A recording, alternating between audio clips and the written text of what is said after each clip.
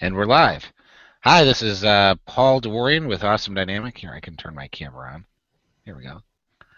And with me today is Robin's actually joining us. As she had moved to her new place, and then there was Thanksgiving, and now we're back in the first week in December. So Robin's Robin's with us today, and then we also have Blake from Deerfield Beach, Florida. Robin's from Highland Park, Illinois, and then Terry's from Vernon Hills, Illinois, joining us as well. He's our director of sales. Blake helps out with the Amazon and SEO stuff. Robin runs the SEO division of our website. So welcome, all of you. Hello there. So so we have a few people that might be joining us today. But if we don't, we might cut the webinar short today, which is okay. But a couple of things I wanted to cover. Robin, you said something about the landing pages. Yeah, we can go over landing pages. Okay. And just so you know, when I gave you that task, Robin, it was not to create a white paper, but the Dr. Lamb was actually had a page about getting a white paper, but it's a landing page to get the white paper that they've created. So Oh. that's I saw what you created was fantastic, but it just didn't need to be in a white paper form. So I could see where that was lost in translation through the process. So, but your answers were very comprehensive. So anyway, so talking about landing pages, I guess that's a good topic to talk about. We could talk about that. But before we get into that, I'm curious, Terry, did you have any specific questions from anybody else that you've met with this week that we could possibly get answered from any folks that were asking questions about SEO or websites, etc.? Well, the one thing I think we've talked about it probably a couple times, but I think it might merit having just a quick conversation about it. Maybe you could pull up that famous pie chart.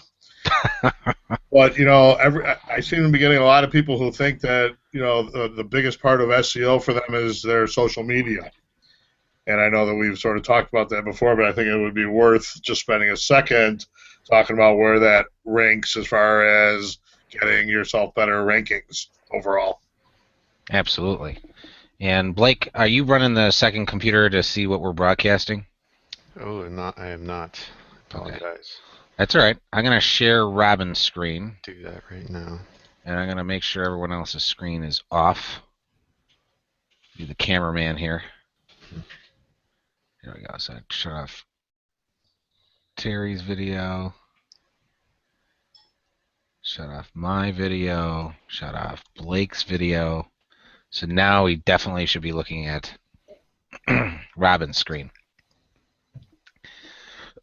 And she has up here Robin, I don't know if you knew this. If you click here for full details, and then scroll down to the page where the thing is, when you hover over the chart, it actually shows you there what those pieces of the pie are. And it lights up, kind of neat. But to answer your question, Terry, or not necessarily, or address the issue at hand, a lot of folks do spend a lot of time working on their social media. So, man, I just need to be more active on Facebook. I got to be more active. I got to get more likes. I got to get more people seeing my posts. I got to boost my posts, which costs you money. I need to get more people to engage with me. And all that stuff is good if it's working for you. But when it comes to actually ranking on Google for a key term that you want to rank for, it only can account for 5% of why you're ranking. So, I mean, if you're doing a whole bunch of stuff on social media and you get a lot of people coming through to your website as leads, or they're calling you, etc., because of what you're doing on social media, then it's definitely worth your time. But if you're thinking that you're doing all this stuff on Facebook, Twitter, Pinterest, etc., and you think that that's going to make a huge difference on how well you rank for someone that's searching for your business in a particular town or just online in general, it's not going to make that big of a difference. So look at it as a way to get direct traffic, or at least get you brand exposure to people who are a fan of your page, on Facebook, but it's not going to make a huge difference in your ability to rank for a keyword. So, Robin, did I explain that well enough, or do you have any additional comments on that? Yeah, here's just like an example. How do you know is a good way to look at this, right? Right. So this I'm just pulling off of a generic, Google Analytics. So if you dive into your Google Analytics and there's a button over here under, I think it's under audience and then social behavior. So it's like behavior and social, and you can see exactly where all of your traffic's coming from.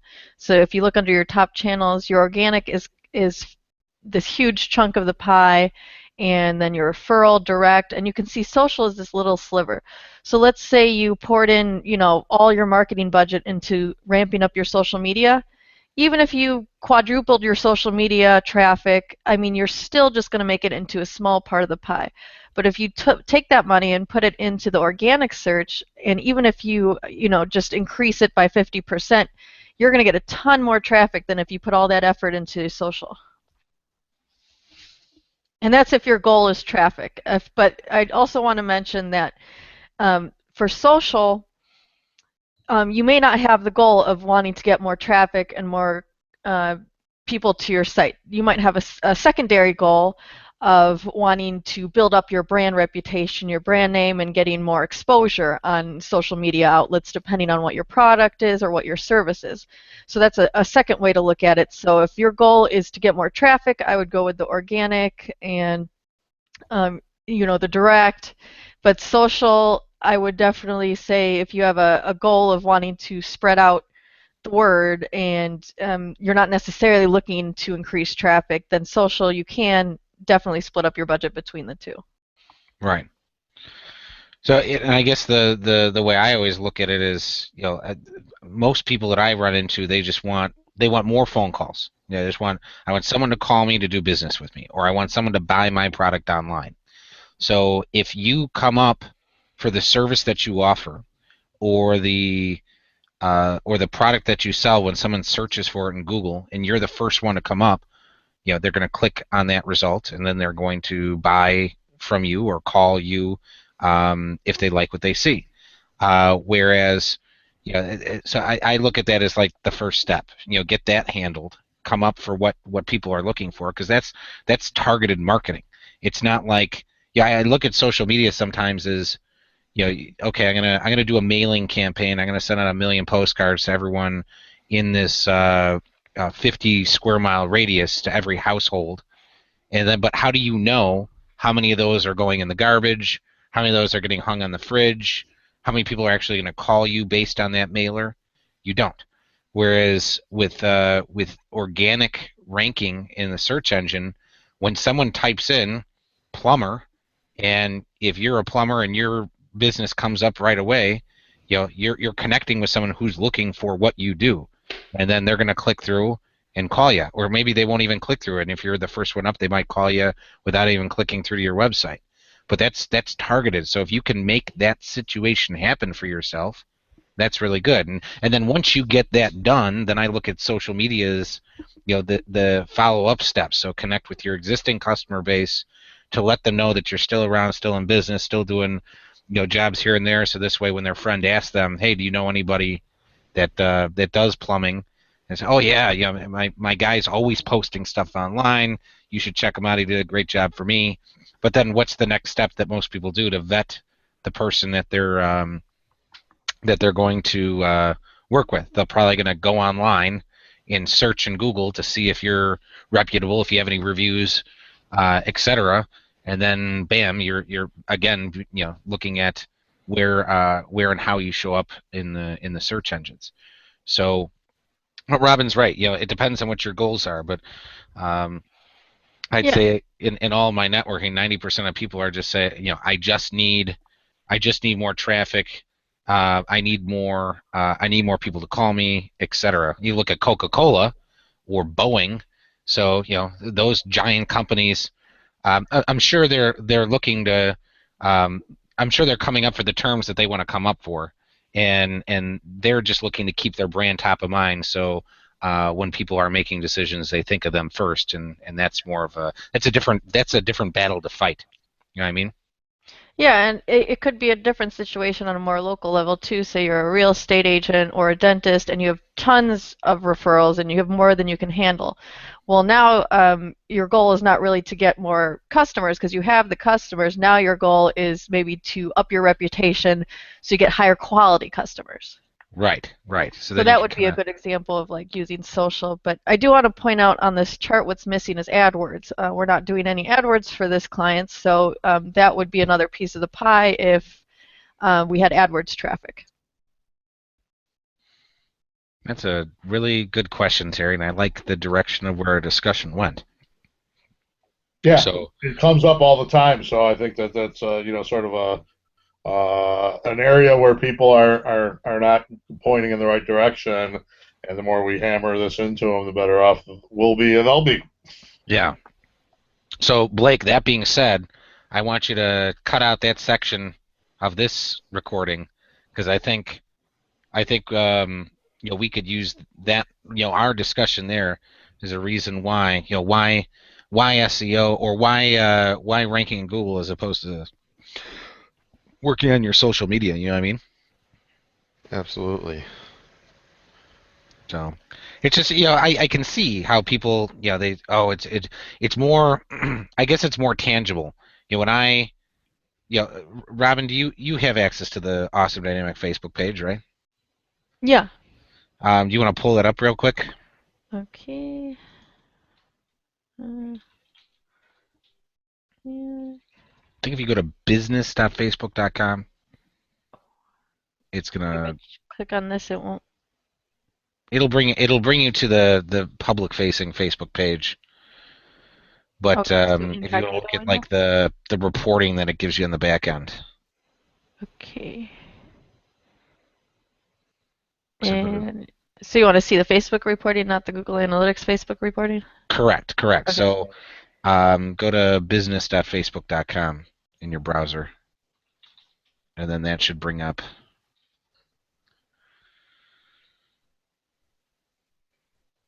I might have to do it in mine. Okay. I think it's something specifically connected to my profile. I was messing Okay. around with something, and now I have to use it that way. I don't think it's good for you to use it that way. I don't like the way it works. Let me do something here. Business at Facebook. All right, and then let me But if you have employees, you can set up like manage your Facebook account for them so you don't have to go through the personal. right. Let's see. I'll turn off Robin's camera, so no one's camera is active, and I'll turn on mine. Oh wait, that's Blake's. Okay. Dead air is very exciting. What's that? You said dead space is very exciting. It's like on the Yes. radio when it's just silent. Okay, so this is like this is kind of the reporting they give you. Can you make it a And little bigger? yeah, for sure. Okay. So when I go to my Facebook statistics, it's a 293% post reach, and people get excited about this stuff. I guess I take it with a grain of salt. So I'm not a negative person. I'm usually very optimistic, but But it what is doesn't it? result in sales. Yeah, exactly. So I'm looking at this like, so what? I reached 623 people scrolled past something I post on Facebook. That's essentially what that means. Engagement. So 14. Oh wow, I got 14 engagements. Well, what does that mean? They either hit a like button or they may have commented. Or clicked on it. But like again, like Robin said, well, what is that resulting in someone actually calling me and doing business with me? So, and usually the answer is no. So here, I'll go in here and take a look. So I posted a couple things here, and here's a post that. Oh, so Roz did put this up here. Terry, did you do this one? Yeah, you did this one, Yeah. published by Terry. So Terry posted the fact that this webinar that we're on right now is here, which is good. 3 people reached. So, but what does reached mean? So if we take a look at this, reached just means someone saw it in their Facebook feed. So are any of those people in this webinar? You tell me if you saw this and you came in here. If anyone's here that got here this way. But yeah, the reached. This word "reached" it just means that they saw it. So doesn't mean that any actionable thing actually happened. So and then here, link clicks. So this link that Terry put in here, awesomedynamic.com, you can see no one actually clicked on it. So I mean, these are I would say any actual clicks are the statistics that are the most important, not necessarily what they're promoting. But they do a good job, in my opinion, getting you excited about metrics that really don't matter. That's the way I look at it. Robin, do I have a jaded perspective on that, or? Well, I mean, it depends on your product. If you have a Facebook-friendly visual product, I've seen success through paying for Facebook ads. Mm-hmm. But if you organic traffic, I think is really the way to go because you're not paying for that traffic, and once you stop paying, you're still going to see results. For example, if you write really great quality content, you have a ton of great blogs. I mean, those can show up for years to come, and you can stay #1 on Google. Right. So here's an example. So this is an organization that I'm helping, Founders 55. I'm a member of it. Phil Gator created a video. I put it on our Facebook. It was shared by 2 people that I asked to share it for me. In fact, I asked a lot of other people to share it just to get it out there. 619 people saw it, but seeing it means if I went like this on my phone, that means I saw the video. So it doesn't really mean that I sat here and watched the whole video and then I did the call to action that it says at the end, which is to visit founders55.com. So yeah, I just get, don't get as excited as other people do about this because, I look at it, how many things actually happen. And that's where Robin's point of, well, you can actually see, well, what is this done? What has this actually done for my website? Has anybody gotten to my website ever? Has this resulted in a phone call? Is it a new lead that I can follow up on to close some new business, etc.? And that's where it's hitting your bottom line. So that's just, I guess there's an X factor that's not measurable, and if a ton of people always see your brand online and then they walk by the store one day and they go in, I mean that's something that you can't really measure. So I think that's where you're getting your frustration from, because in Google Analytics you can see this is my keyword, this is how many people clicked, this is how many sales I made, and it's very, very accurate. Right. So I guess the social media should be compared to TV, radio, mailers, all that stuff. It isn't that measurable. Billboards. I know somebody who just spend $500 a month on a billboard, and yeah, it's neat to see your business name up on this giant billboard. But how many phone calls are you getting? And then the way you actually do measure this stuff is when people are contacting you, you got to measure that. You got to, how did you find out about us? And some people say, oh, I found you online. Well, does that mean Facebook? Does that mean Google? And obviously, people are only have so much patience for all the questions you want to ask them. But it might be worth asking that second question. Well, did you find me? Where online did you find me? And if they say Facebook, then you know what you're doing on Facebook is making a difference. But I Googled you. Well, then you know that they're finding you on Google not because of what you're doing in or if you made some sort of special offer, like you get something, if you found us on Facebook and then you get something free or a sample or something, or which brings up for sure. Yeah, well, and that brings up another point. You can actually measure clicks that are coming from certain places and other. I mean, yeah, there is the Google Analytics way, but there's also the ability to tag URLs. So Terry, when you put this up here, you put awesomedynamic.com. There's actually a way to go. It's the Google. This is just a quick and dirty way of doing this, and you can actually look at the reporting on your phone. The Google URL shortener. So if I put awesomedynamic.com in here, it's going to give me a shortened URL for that. And then when I use this and people click on it, it's going to tell me how many people clicked on this URL that I posted somewhere. So I could use this. I could use a different URL on my Facebook page, on my Pinterest page, on my Twitter thing, on maybe emails that I send out to my email newsletter list. The analytics is pretty good at tracking it even without that. Yes, Yeah. yes, it is. But the one thing that I like about this as opposed to the analytics, because we understand the analytics, so we dig into it, we know how to get around. This is kind of more of a simplistic way to measure to measure what's happening without having to learn analytics, I guess. So I mean, I prefer the analytics way as well, but this is like our client. Sean at Jesse Oaks. He likes this because he can just post a link somewhere and then he just looks at his phone to see how many people clicked on it, and he gets excited about that. But then that actually shows, are people clicking on the stuff that I'm putting out there? Whereas he didn't really have the patience to look at analytics when we were talking about it, because we went through a whole bunch of other stuff and it was the end of our meeting. It's like, let's look at that some other time. And learning analytics isn't necessarily the easiest thing in the world, but you really can dive into a lot more data. Okay, well, after this click, where do they go? You're not going to get this from here, but you could get it from Google Analytics. And we have a new viewer. Yes, we do. So if you just joined us here, please let us know who you are, what your website are, what your website is, your online marketing goals. We'd love to take a look at your specific situation so we could help you out. But going back to this, I have like 144 clicks on whatever this was. Oh, I know what this was. For our client, Better Homes and Gardens, we did a virtual tour for them. I posted it on my That looks Facebook. great. Yeah, it does. They bought brand new mums to show off the front of the place. But, I like the lighting too. It's nice and bright. Yeah. Yeah. But yeah, I posted this on my Facebook. He shared it with his whole network. A whole bunch of people shared it. But this was exciting for them. They get to show off the inside of their brand new office that they had remodeled. They bought this building, remodeled the whole thing. People in their network were really excited for them too. So, this And they got a got lot of attention. 114 clicks. Yeah. Yeah, and people were excited for them, and they were excited to see what the place looked like, but they weren't able. They didn't show up necessarily to go there. But this is an example of really high quality content that people want to see. So that was a really good for them.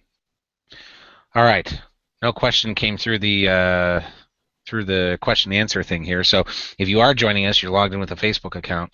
Not Facebook. Or Google account. Facebook so much. If you're logged in with a Google account, you can click the Ask a Question button on the lower right-hand corner and let us know who you are, what company you're with, if we can help you with any specific questions that you have, or just any online marketing questions in general. We'd love to help. Terry, any comment on that? Any thoughts on this whole idea of social media? Well, I think it sums it up that it's something that probably isn't a bad thing to spend a few minutes on here and there, and keep your name in front of people. And like Robin said, sometimes there's a residual effect where maybe they see enough of your posts here and there that when something comes up they need you, they know where to go and where to look for you. But it's not going to be, when you're looking at the SEO overall picture, it's a small part of the pie, and there's much more important things that need to be addressed. Right. Now, what I would recommend with, especially with Facebook, since it's one of the top social media outlets, I would say Facebook and Twitter really are the ones that are affecting your ranking on Google. So in terms of not the human side, but in terms of the search engine ranking side, at a minimum, you can create the Facebook page, fill it out 100%, which means do the phone number, address, name, match it all to Google, do the pictures, put a lot of content in there, and then post every 21 days. And that's at a minimum. So then what's going to happen is that Google is going to see that you have posts that are often, and that it can actually take up another spot on the top 10 Google results. So you can treat it as a citation, which a citation is just anywhere your name, address, and phone number is online. So what actually can happen is you can move one of your competitors off the page because you have that Facebook page high ranking, along with your own website. And same with Twitter. I've seen if you have an industry that's really quick and up to date, and it gets updated a lot. For example, like we have, the football. If Fantasy you're football, if yeah. you're in fantasy football, you have a lot of live Twitter updates, and that can get a lot of click-throughs. But if you're just a small company, you want to just do the minimum social media, I would say make a Facebook profile, fill out 100%, and then post every 21 days. Right. Another comment on that 21 days is, from a human perspective, you don't want people to think that your business is closed. So you want to keep something on there. One mistake that a lot of people do, they kind of get exposed to social media, and then they're like, oh my God, I got to make 1 million social media. I got to get on Tumblr. I got to get on Twitter, Facebook, Pinterest, Instagram, on and on and on and on. They create all these accounts. Then they get themselves in the situation where they don't have time to manage all these different things, and then they don't manage them, and then when people stumble across these different listings, they see the last post was like from a year or two ago, and they're wondering, you're sending the wrong message, which is, oh well, they're not even keeping this up to date. I wonder if they're still in business, which you don't want people to think. So yeah, it's better to have one account that's managed great versus having 10 accounts that aren't managed at all. Right. Even if you want the buttons on your website, it's something about having the buttons on people's website is they feel like they need to have all of the social media buttons on the top of their website. Where in reality, if you're not keeping up with the accounts, then it's better to not have the buttons. Right. Got to have those social media buttons, Robin. It's almost like a status symbol for your website. Right. Oh, you can see that. But yeah, I guess a lot of small businesses they think, well, I mean, the goal should be, in my opinion, what is the biggest impact I can make with the least amount of work, and social media isn't that thing.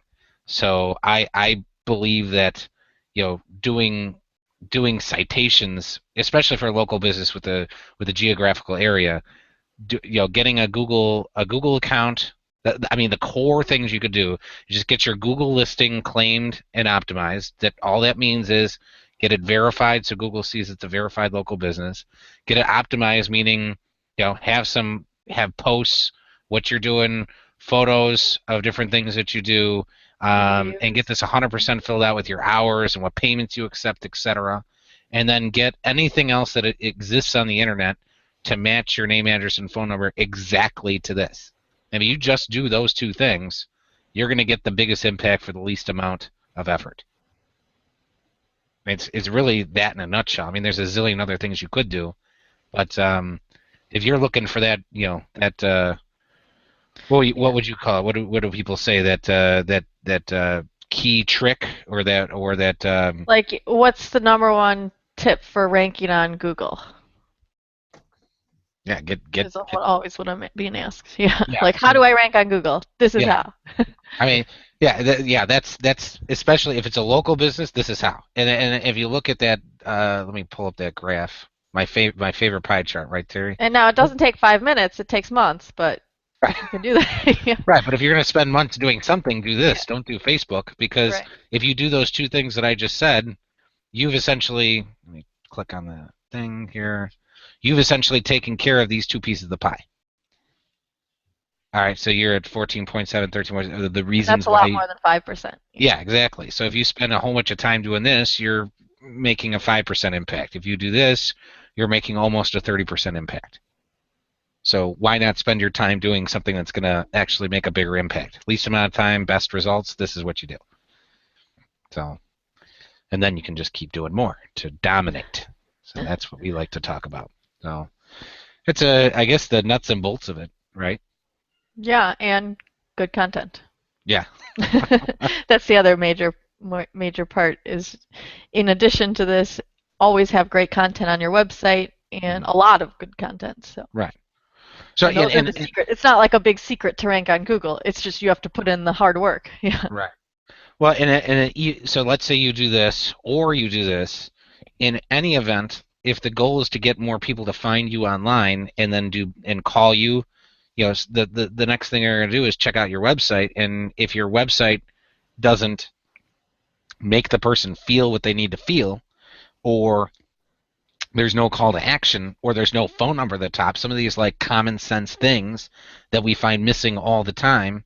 That's not good. People don't, let's see, was it Deer Path Inn? That was the example I used before. Come to the website, just because the website's pretty doesn't mean it performs well. So right away, I take a look at the website. And it looks professional and it looks cool, but they've actually changed it since we were here last. They had a giant black box here, and the phone number was like buried at the end of the second paragraph. yeah, it's Now the still phone really number's down small. here. Yeah. Yeah, it's down here. I mean, if you're a hotel, don't you want people to call you and book a room? Isn't that the one thing you want them to do? Why wouldn't you have the phone number at the top so people can do that one thing that makes you money? So. And also the book now is not really a call to action. If you click on Yeah. that, you have to go to another one and then you can start booking. Yeah. So, well, it essentially scrolls me down to this. I'm expecting bring me to a page where all I'm doing is picking dates, and so you're still giving me a whole bunch of stuff to look at. So like I said, it's a pretty looking site, but is it functional? Is it making the people do what you want them to do? Let's take a look at their stuff here. And then Terry, should we send this to the? I think we're gonna be meeting. Isn't there like a after hours thing at their place coming up? Mm-hmm. Give them this section of the video. Yeah. So here, just taking a look at their postings. So the last time they posted anything was October 1st. And then before that was September 15. So it looks like they were a little bit active in September. And then before that was December of the prior year. So Twitter, they don't have anything. They just have it set up. And then Instagram, they have some pictures, but it looks like a sushi place. Yeah. It's a first picture I see, like that's a. It's like all sushi. Yeah, all sushi stuff. I don't think they even sell sushi there. Right. Is that the impression? I mean, that's a great observation, because you look at their website, we don't see any sushi pictures here, but when I go to one of their online presences owned by them, I don't see anything having to do with a hotel. I just see a whole bunch of stuff that looks like sushi and bars. Which, well, for a hotel it varies, because it could be the area, like, oh, there's a lot of cool stuff to do in the area, but right. If they own it, I mean, they can put up a couple more pictures of maybe the inside of the hotel, yeah, or the lobby or something like that. Right. They don't have a Google Plus. No. Well, they don't have it linked here. Did they not have one online at all? Let's see. We can go to Gym. I just do the GYBO. Yeah, GYBO. I'm old school, Robin. I can do my Google Maps. Check my business. So, Deer Path Inn. And it looks like they don't have one. That could boost them really high right away. Just filling that out. Yeah. Deer Path, 2 words, Inn. Oh, okay. Here it is. But the other question is it filled out? Right. So it doesn't look like it. Yeah. Here's so that it says see photo. It gives you hours are missing. And here's the other thing that's important. Yeah, there's a lot of info missing just from looking at this preview.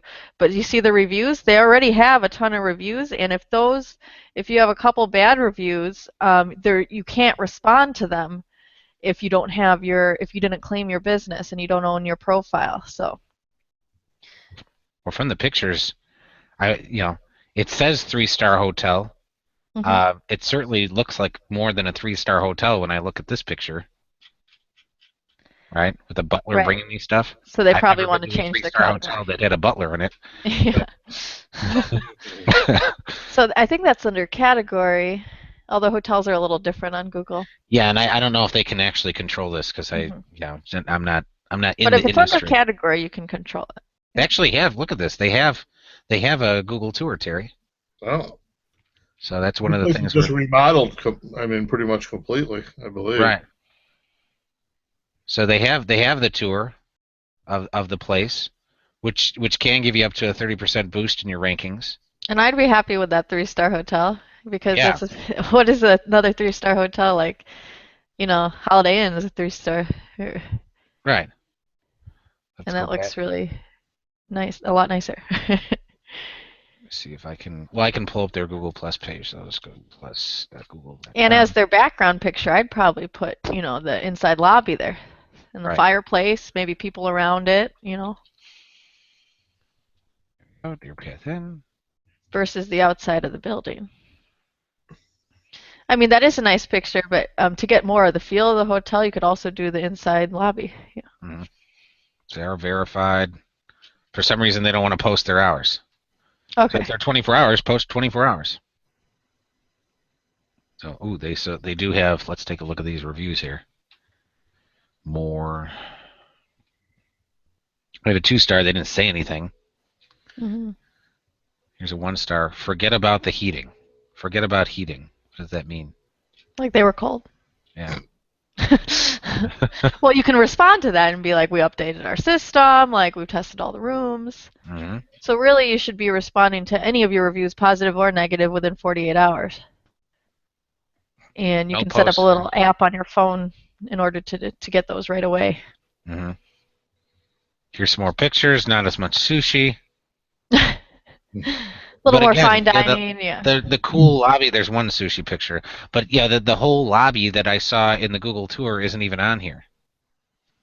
So that should be on there. In fact, the person who did the Google tour, that's actually one of the things that they should have put on here for them, but they didn't. Because that's one of the things that the Google tour people, we do the Google tours to, we're a trusted agency, but that's one thing that's supposed to happen as part of that. Or is it just a virtual tour? Well, yeah, the Google virtual tour. So. Well, it could just be a random virtual tour, not necessarily a Google connected one. In order to have it connected to this, which it is, it has to be a sanctioned Google one. Yeah. Interesting. But yeah, no hours. Just post the hours. Yeah.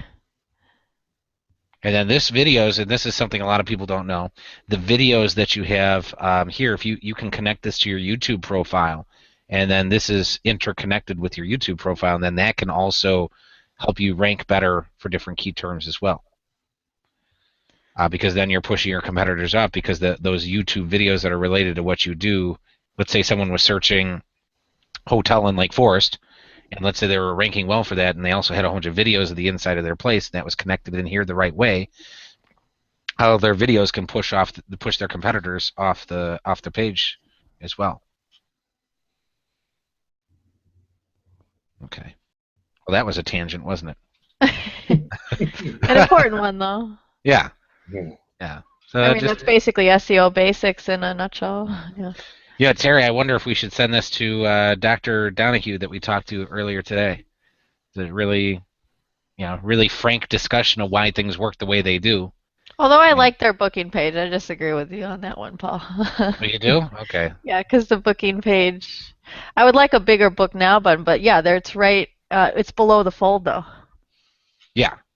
So, and then the fold, meaning what you see on the screen before you scroll, and then we're looking at it on my 24-inch monitor, widescreen monitor.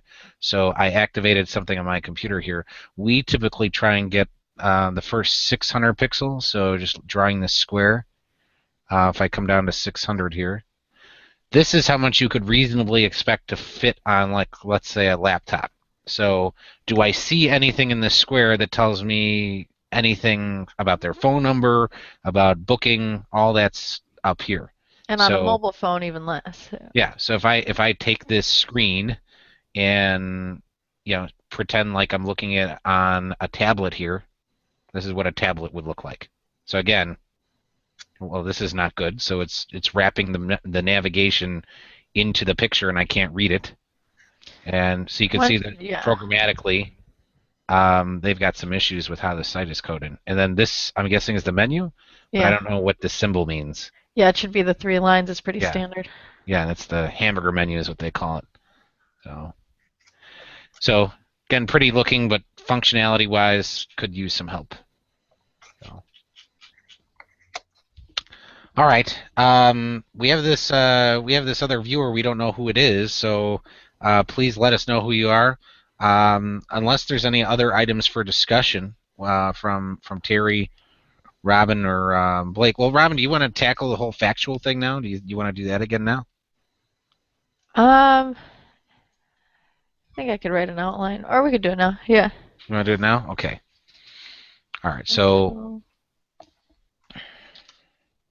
Terry, if you don't have any further questions, you already watched this piece, so you're welcome to drop off if you want. And we're just gonna make a talk about factual if we don't have any questions.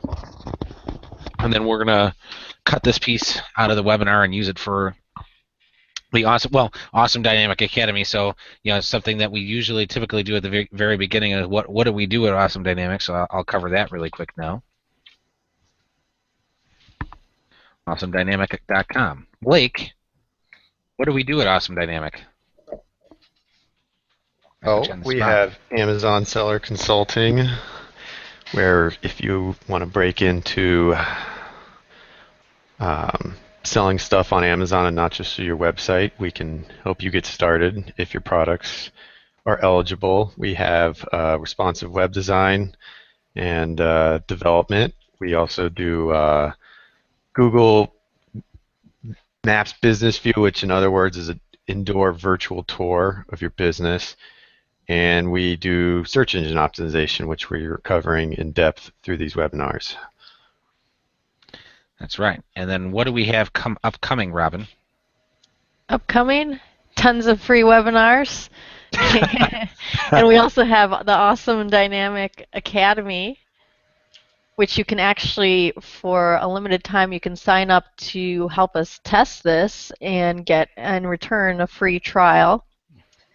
So the Awesome Dynamic Academy is, if you're a small business owner, you don't have a huge budget, you can't pay for full service SEO, well, there's an alternative. We can just teach you how to do SEO for your website, and it's really easy, step by step. There's over 100 lessons, and that you do get a free 7-day trial, but if you want to help us test it out, we can do a free 6-month trial.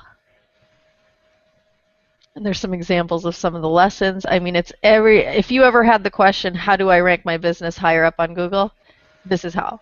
Yeah, just follow this outline. And we're going to be updating this as Google is updating stuff all the time. So yes, so it's always a moving list because Google updates twice a day their algorithm. Cool. So let's get into factual. Sound good? Yes. Sounds like a plan.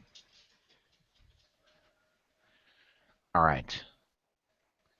Blake, can you verify that this is broadcasting correctly? It is. You're good to go. And then just start the title again so we don't say this. Sure. So, all right. So factual is an important way to get a whole bunch of citations out there. Let's see here.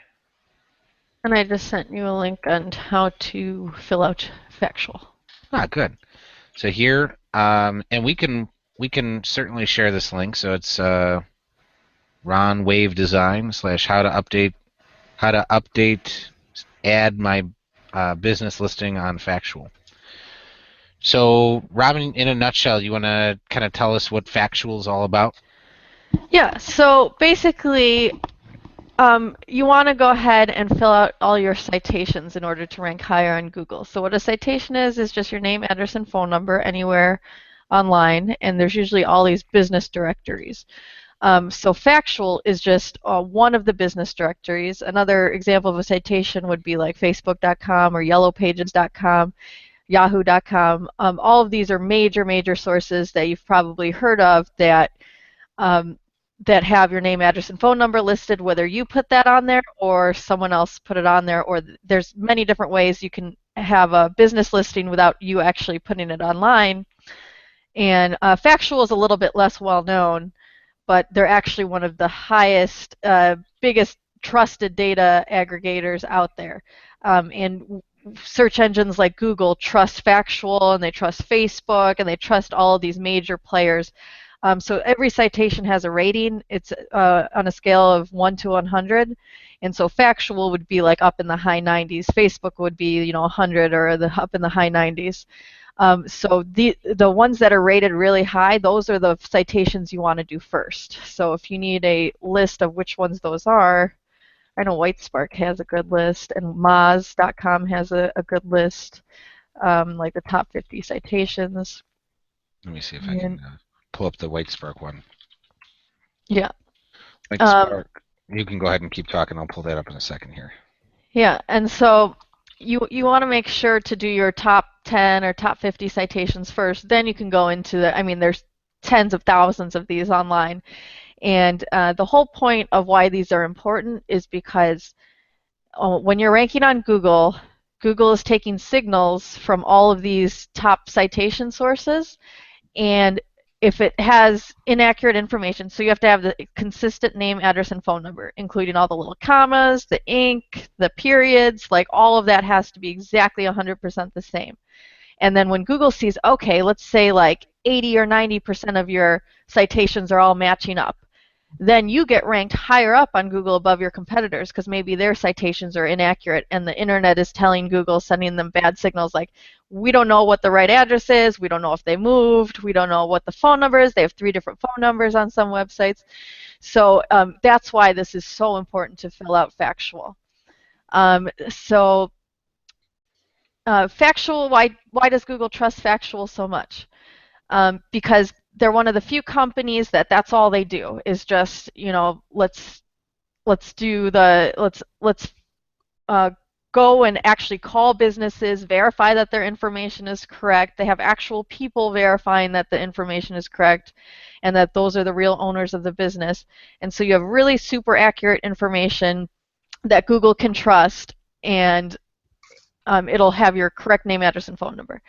So yeah, well, you want to go ahead and go to factual and fill it out 100%. And yeah, so Paul's bringing up this chart here. So the most important citation to fill out is your Google Plus or Google My Business listing. And then you can see that there's a lot of big ones on here like Axiom, Info Group, Factual's down there in the bottom right corner. Facebook's pretty big. So the bigger ones are the most important ones. And that's because they all feed into this ecosystem and they influence how well you rank on Google. This is something that not a lot of small businesses either know or they don't pay attention to or they don't think it's important.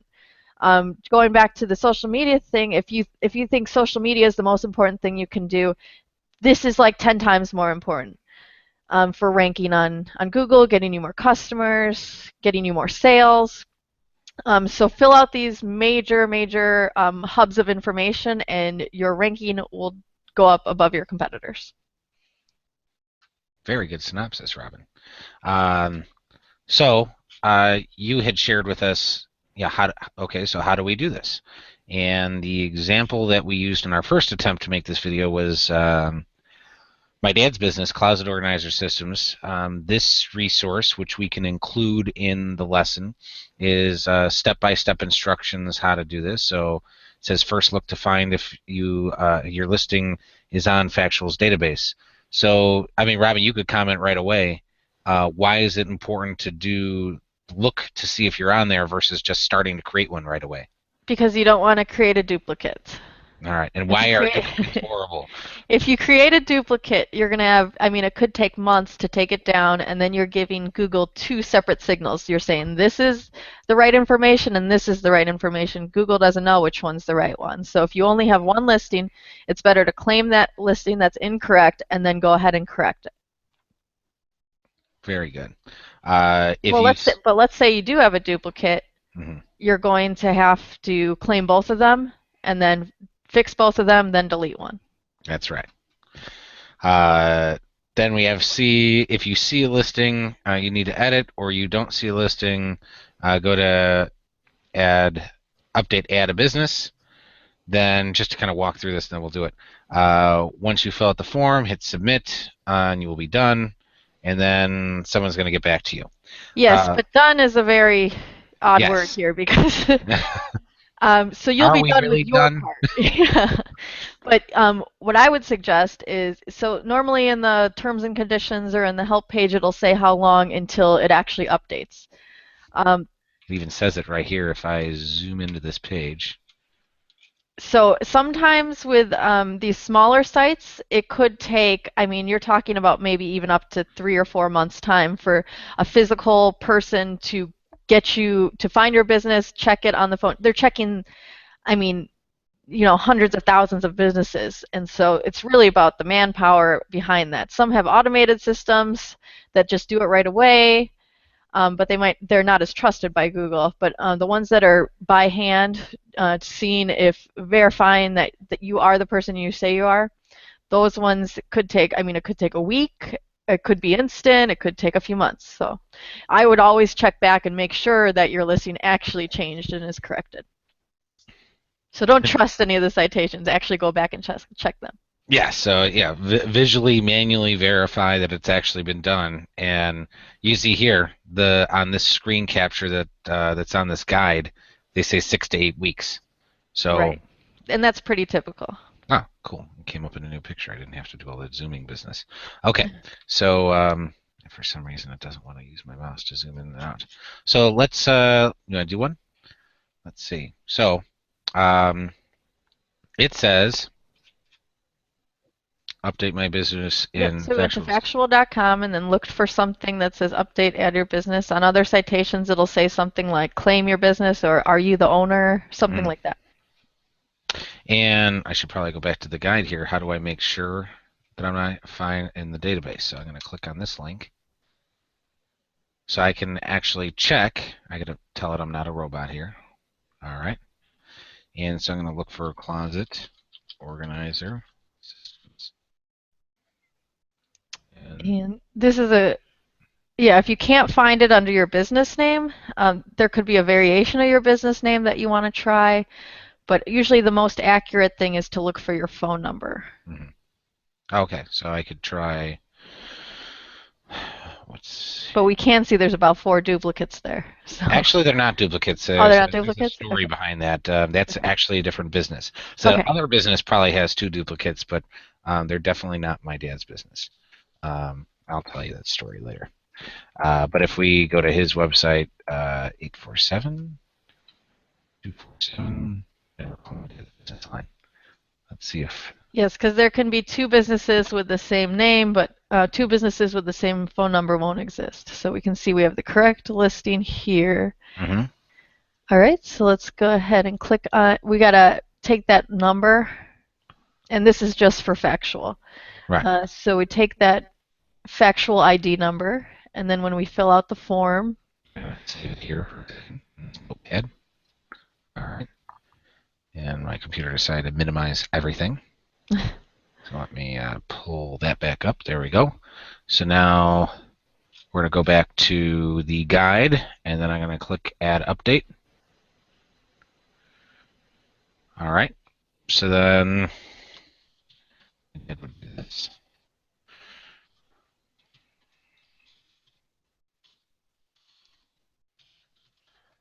And now, we want to use what do you think about this? We want to use that public email address that you want people to contact you with.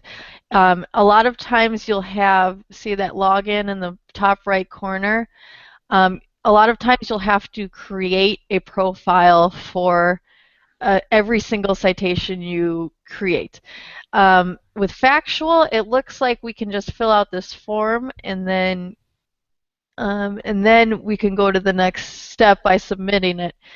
But in order to go back and edit your profile later, you're going to have to create a login. So when you create a login, that's going to be your spam citation email. Don't use your regular email because Factual is going to be, and all the other citations, they're going to be emailing you 2 or 3 times a day with spam. So you want to make sure when you're creating a login account for a citation, use the spam email, but when you want the contact email, like for this, to update your information, you go ahead and use that one. Very good point. We don't want a whole bunch of spam. So here's the first question. Have you already found your listing on our places data? The answer is yes. If you say couldn't figure out how, it's probably going to tell you to go to that page that we were just at. No would mean it wasn't there. I'm going to do yes in this case. And I'm going to find my handy dandy notepad. and put this right in there. How would I classify the errors? So, oh yeah, I would always just type it in there. So now we're gonna have to see. Let's compare it to the Google page. okay, so here's what he's got here, and I'm gonna do this so we can And compare we're side mostly by side. looking for name, address, and phone number to be correct. Yeah. So here I'm gonna go to the right here, page again, and find the. Again, we're trying to get this to match the Google listing. So here's the exact business name. We can see that's Oops. incorrect. Yeah. Yeah. And why is it incorrect, Robin? Because, well, it could be a number of things, but the comma and then the ink period, that's missing over on the other side. Right. So then here's the address, 1037 Lilac Court. Okay. And we have Lilac CT, Lilac CT. So that's good. And then, if there was a period after that CT on the listing, that would be incorrect. So you'd have to correct that. right. So the Google listing has CT without a period, and it has CT without a period, so we're good there. And then the phone number, looks like we're good there. Phone number is correct. So the main thing that's wrong is the business name is wrong. Right. Okay. Right. All right. So here, business name is incorrect.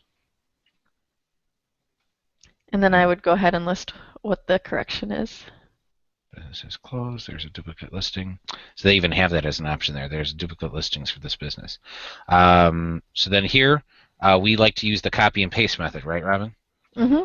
And you want to do that so you can reduce your human error. Right. County or country. Street address. There we go. City, town. I know I'm not going to make a human error here. VILE. Illinois. 1501. And here's a good point too. So that has parentheses over on the listing, and that one does not. So we're going to try to match it 100%, and that little parenthesis could mean the difference of you ranking on the first page of Google and you ranking on the second page of Google. So that's how important that is. So you can see that I just inadvertently made that mistake right there, and that could make a difference, like Robin said. Could and / will make a difference. Okay, the URL. Now this is where we don't necessarily match this. The proper format of the URL is what comes up when you visit your website. Now some websites, this one should redirect. If I do the non-W version, it should redirect to the W version. If both work, so if I go here and I do the non-W version, hit enter, and it still shows the site, but without the W's, and then you can go to the version with the W's, that means something needs to be changed on your website, and you got to choose one or the other. So. And how about the HTTP? Well, you'll notice if I copy this from up here, you can see the HTTP:// and the ending / aren't there. But if I copy this, Control C to copy, go over here to the business URL, hit paste. It's including that. This is the formal version of your URL. You should use it this way. Yeah, it's like a full name versus a nickname. You always want to use that full version with the HTTP:// and the slash at the end. Right. Okay. So then Facebook URL. So if there's a Facebook, if there's a Yelp, if there's the Google Plus URL, that's easy to pull right from here. Put that in there. Yelp, I can see if there's a Yelp that exists. So Yelp.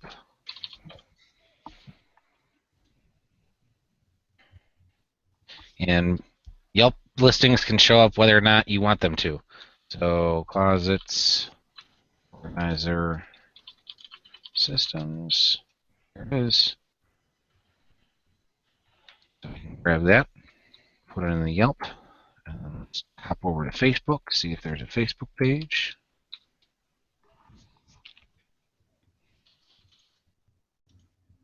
Again, optimization in many cases can mean just filling out things 100%.